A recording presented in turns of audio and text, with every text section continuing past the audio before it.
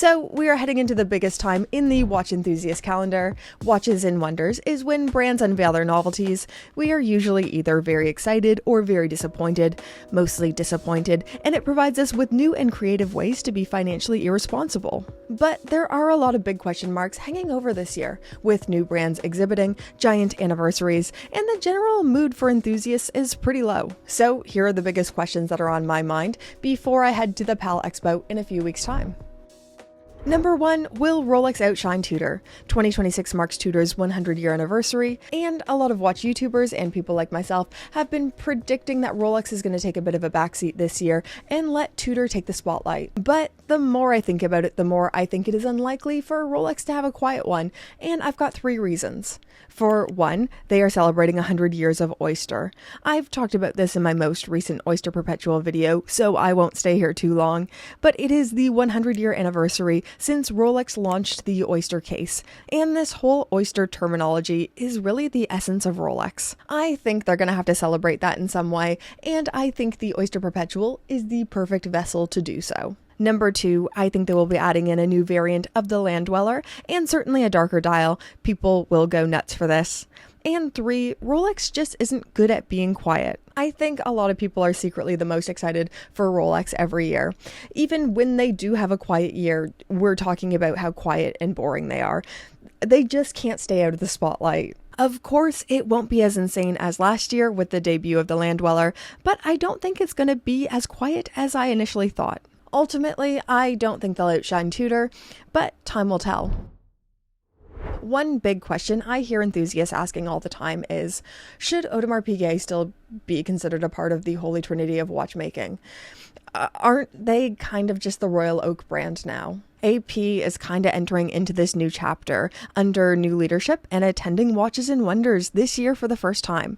And I think this is going to set the tone of what we should expect going forward. I've listened to a few interviews with Ilaria Resta, and she's made it clear that the future of AP is high complications across the range, and 2026 is going to be the year of the offshore. The offshore is such a weird offering. It is the most obnoxiously large, completely inelegant AP that I can think of, and I love it for that. Would it be my launch pad for complications and offering those sorts of things? Probably not. Now, as for them just being the Royal Oak brand, I have to admit my attitude towards them is kind of melting. I'm a lot less salty than I used to be, and they have me excited again. AP has survived and is as well known as it is today because they know how to read the temperature and pivot. That's what the Royal Oak is. It arguably set the course for luxury sports watches and how we view them today. I think AP is currently reading the temperature, adjusting, and they are going to enter Watches and Wonders with a bang. Not a big bang though, that would be oublo.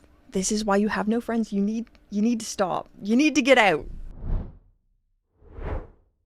So Patek and AP are running 2 completely different plays. AP is investing in customer experience and brand awareness in things like AP House. They are appealing to a younger, cooler audience. There's something about them that feels cool. Patek Philippe is not this.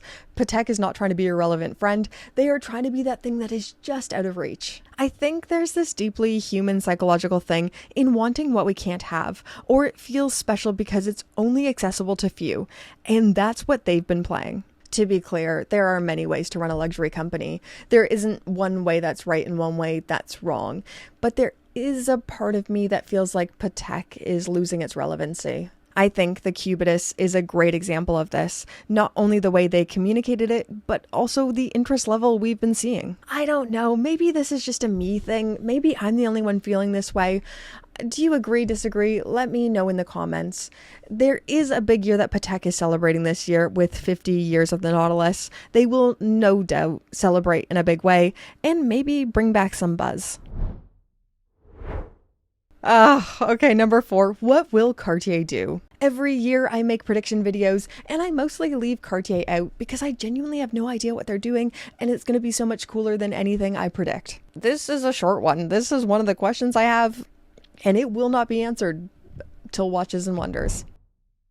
Question 5. Are the ultra high-end indies doing better than the affordable entry-level brands? There is almost a weird breadth of watchmakers present, from the tippy-tippy top end of Laurent Ferrier, Parmigiani, and then more entry level like U-Boat, Alpina, Raymond Weil, and everything in between. But more just looking at these two poles, I wonder how their displays will differ in terms of opulence. So, although the top-end brands are considered higher luxury, they often have pretty modest booths. And last year, I didn't spend very much time with the entry-level brands, which I'm going to change this time around. Watches and Wonders is a great way to try to piece together who's having good years, who's having bad years, who's thriving, who's struggling. With Swatch Group's recent statement pushing back against the Morgan Stanley Swiss Watch report, I'm curious to see who is actually doing well.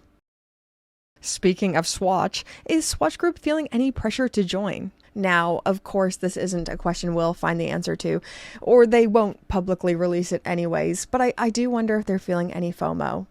This has been a long-standing thing. CEO Nick Hayek pulled Swatch Group from Baselworld in 2018, which was the biggest watch trade show at the time, and this was huge. This was huge news. So 18 brands were pulled. Heavyweights like Omega Longines would no longer be present. Hayek really boiled it down to three things. For one, the cost and ROI, return on investment, just didn't align. He said there were better ways to spend the millions required for participation. Number two, he believed trade shows were a thing of the past. As web was taking over and splitting budgets, they wanted to allot more money to online, and finding physical trade shows less crucial in the modern era of social media and direct-to-consumer. And number three, independence. They wanted to dictate their own novelty season rather than conform to an industry-wide model. As we all know, Basel has become a thing of the past, and it's now Watches and Wonders, which was founded by Rolex, Richemont, and Patek Philippe in 2022. And even still, Swatch Group has been very invited, and they still refuse. So there's a part of me that gets it.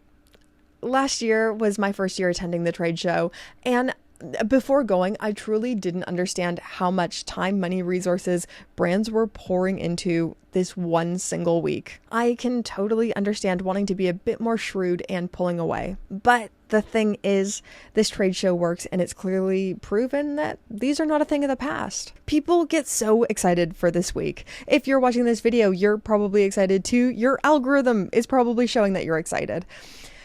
And to not participate and still deny that this is working, to me, seems petty. This is an event that brings enthusiasts, collectors, press, retail together, and it's an opportunity to be open and pour back into the community. I don't know. I'm just a YouTuber. I'm not in control of a very powerful conglomerate, but to me, it seems like Mr. Hayek's theory isn't right.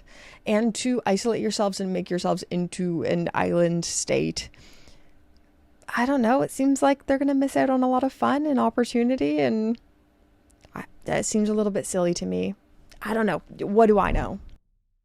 And finally, should the fashion watch and jewelry watch brands still be there? Every year I will receive comments asking, why is Chanel and Hermes exhibiting? Shouldn't this be pure horology, watchmaking craft? And to those people, I say, and you can quote me on this,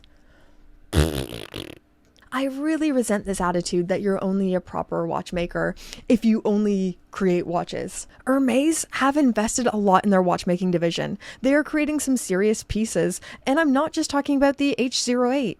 Last year they made this horse watch. Do you remember it? I thought it was funny and whimsical, and kind of thought it felt like old school watchmaking.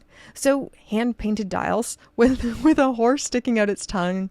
I think a lot of sports watch people, tool watch purists won't like these, and I completely get it. You don't have to like everything, but I thought it was awesome and it made me smile. Even something like the Chanel J12 Automaton from 2024. It's not something I'd buy, but once again, it felt very whimsical. It was meeting a different demographic, still made to a very high caliber 6 movement, great looking movement. It made me smile. I don't know. I like the silliness they are bringing to a stuffy industry that is famously pale, male, and stale. For me, as long as you're trying, as long as you're seriously investing in your watchmaking division and trying to push horology forward, of course you're welcome. Anyways, guys, those are the 7 big questions I'm bringing into Watches and Wonders this year. Do you have any big question marks? Any things you're wondering about? Any speculation you've heard? Let me know in the comments down below. I can't wait to see you down there.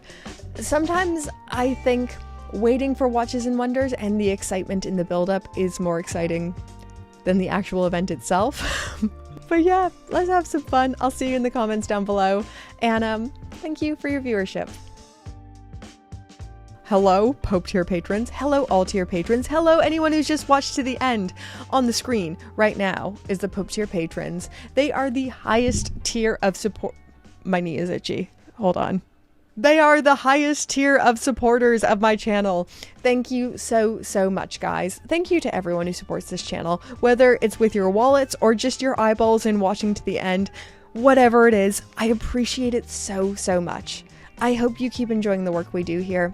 I love making it. I think I have the best job in the world. Thank you. Names on the screen, all patrons. Thank you for making this possible. We'll see you in the next one.